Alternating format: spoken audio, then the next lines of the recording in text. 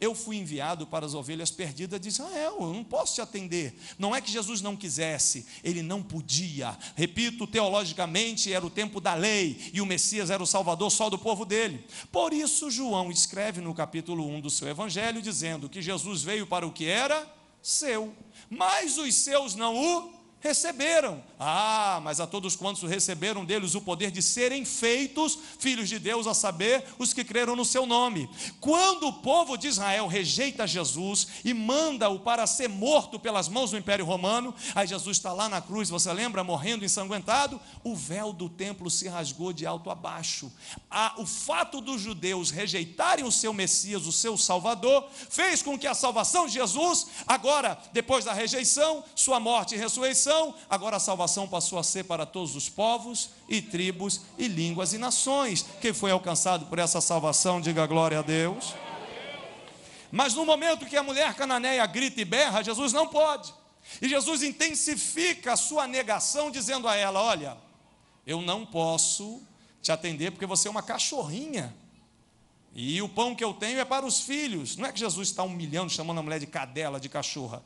É porque tinha acontecido uma guerra lá em Juízes, livro de Juízes, em que os judeus, com raiva por causa da guerra com o pessoal de Canaã, de Tiro e de Sidom, eles passaram a chamar o pessoal daquela região de cães, aqueles cães. Então Jesus está apenas intensificando a questão do estrangeirismo, da xenofobia. Olha, não posso te atender, minha filha, você não nasceu no meu país, eu não posso te atender. Mas resumindo a história, Jesus atendeu aquela mulher.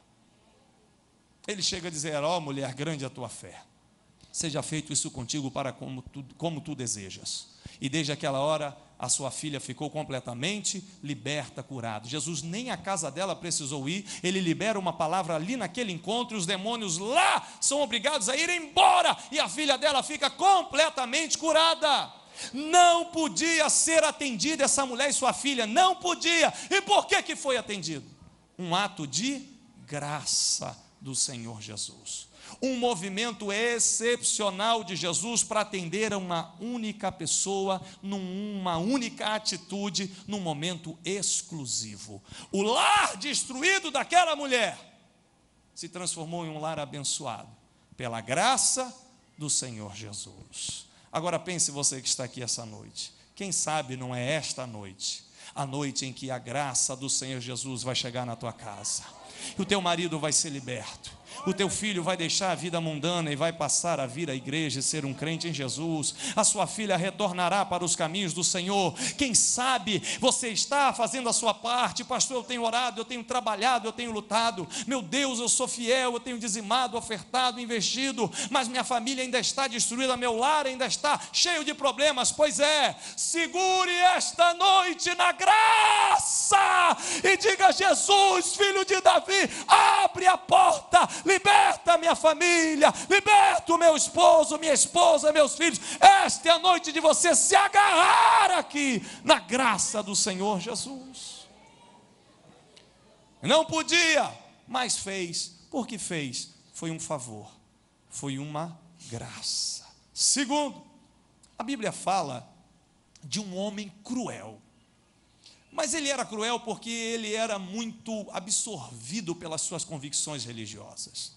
O primeiro momento de perseguição da igreja de Jesus, dos cristãos, foi uma perseguição do partido que dominava Israel e que foi o partido responsável pela morte do próprio Jesus, os fariseus, a elite israelita que dominava o país. Depois de matar Jesus, Jesus ressuscitar e o cristianismo começar, este mesmo partido empreendeu uma perseguição sangrenta para acabar, erradicar, terminar, destruir a igreja que estava nascendo. E a ponta da lança desta perseguição, um homem-chave nessa perseguição, era um homem chamado Saulo, nascido lá na sua terra de Tarsis, por isso Saulo de Tarso. Este homem era o responsável pelas perseguições. Você se lembra em Atos 6? Tadinho do Estevão, estava lá amarrado com as mãos para trás e meteram pedra nele e mataram ele a pedradas, e Saulo estava lá, soberbo, e pegaram as vestes do rapazinho que tinha sido apedrejado, botaram aos seus pés. Ele era o líder da perseguição, ele era o responsável por aquele morticídio.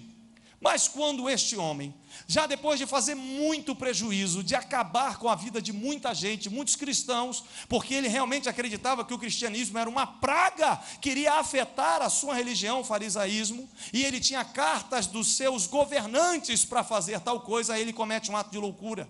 Ele tem a coragem de sair do território de Israel e ir lá na Síria, tentar destruir lá em Damasco um grupo que ele descobriu de crentes que tinha lá. Ele chega a tentar sair do território dele, não podia fazer isso. Como é que vai em outro país para atacar um grupo cristão? Pois ele fez. A Bíblia diz em Atos capítulo 9 que ele era tão intenso nessa perseguição que ele respirava ameaças. E quando ele parte para tentar matar, destruir essa igreja que estava nascendo em Damasco, no meio do caminho, Jesus aparece para ele. Agora, olha como é que Jesus age. Olha o que é a graça do Senhor Jesus. Na lógica de qualquer ser humano, ou pelo menos na maioria dos seres humanos, na lógica de qualquer militar, de qualquer soldado, neste encontro que Jesus tem com Saulo, o certo, pela lógica humana, seria Jesus fazer o quê? Exterminar ele. Sabe, mandar um raio do céu assim, puf, morre Saulo, perseguidor, assassino, homem ruim, Deus pesou a mão, Deus matou, Deus acabou com ele. Ele mandou matar muita gente, crianças, idosos, homens, famílias inteiras morreram por causa da perseguição desse Saulo. E no caminho para Damasco, Jesus encontra com ele, podia exterminá-lo. Um anjo podia passar e cortar ele pelo meio, sei lá. E seria justo? Alguém poderia dizer, seria justo. Foi a justiça de Deus que o matou, porque esse homem andou destruindo e desgraçando a vida de muita gente. Mas como é que Jesus age? Jesus aparece para esse Saulo, faz brilhar uma intensa luz, ele cai, cego. Jesus o confronta com palavras dizendo, por que você me persegue? Ele entende o que está acontecendo e diz, Senhor, o que queres que eu faça? E Jesus transforma o maior inimigo da igreja no maior homem do Novo Testamento depois dele. A graça do Senhor Jesus em pegar um homem que não prestava e o transformar num homem que mais prestou. O maior escritor do Novo Testamento, o homem que doutrinou a igreja, o homem que rodou o Ocidente praticamente todo plantando, fundando igrejas, aquele homem que antes matava, agora é o homem que está produzindo novos cristãos. Só este olhar gracioso de Jesus consegue enxergar isso no meu coração e no seu coração. Jesus consegue transformar água em vinho. E se este movimento de graça de Jesus aconteceu na vida de Saulo, imagine na sua vida, imagine na vida das pessoas que você ama e que parecem impossível de se converterem e estarem na igreja, mas a graça alcança esta pessoa, a graça liberta esse bandido, a graça tira esta pessoa enrolada, a graça tira esta pessoa envolvida com demônios, a graça é capaz de trazer Saulo de Tarso e transformá-lo num homem de Deus. Você está fazendo campanha, você está orando por um milagre, então fundamente o seu milagre, o seu pedido, a sua oração em quê? A graça. Senhor, transforma. Senhor, liberta. É impossível este Saulo que eu conheço, seja marido, esposa, filhos, parentes, pessoas que você ama no entorno da sua vida, suas relações sociais, seja quem for. Aí você diz, tem um Saulo desse na minha vida, pastor Alessandro. Pois o mesmo Jesus que transformou aquele Saulo no apóstolo Paulo, no pastor Paulo, num poderoso homem de Deus, é o mesmo Jesus que com um ato de graça traz essa pessoa que você ama e faz dela um homem ou uma mulher de Deus aqui na casa de Deus. Eu quero pedir que o Espírito Santo encha aqui esta noite o teu coração de fé, de expectativa, sabe, de confiança, de esperança. Que mesmo que tudo diga que não e que tudo pareça impossível, ainda existe a graça, ainda existe o favor. Você não fez por merecer, você não se esforçou, mas de repente Jesus olha, estala o dedo e o milagre chegou e a bênção do Senhor veio sobre a sua vida. É por esse milagre que a gente vive, irmãos. É por esse milagre que a gente dorme à noite, cheio de esperança, e acorda cedo no dia seguinte. Hoje o Senhor vai me favorecer. Hoje a graça vai me abrir uma porta. Hoje o Senhor Deus vai me ajudar. A bondade, o milagre, a misericórdia do Senhor vão raiar na minha vida. Não perca a esperança no favor de Deus para contigo. Você não pode negociar esse favor, você não pode obrigar Deus a te favorecer, mas você pode ter o coração cheio de expectativa e esperança, para que este favor aconteça na sua vida. As campanhas ou quaisquer outras coisas não podem comprar esse milagre, mas o teu coração cheio de fé atrai este milagre. Quem iria dizer que este Saulo se tornaria num pastor? Pois aconteceu. Agora quer ver um outro momento hiper inusitado, um negócio assim, bem doido que aconteceu na Bíblia. O apóstolo Pedro, o discípulo Pedro, chega para Jesus e diz assim: mestre, nós temos que pagar o imposto de renda, o tributo ao Império Romano. Jesus diz: a gente não deveria, porque nós não somos daqui, mas já que estamos aqui, precisamos pagar.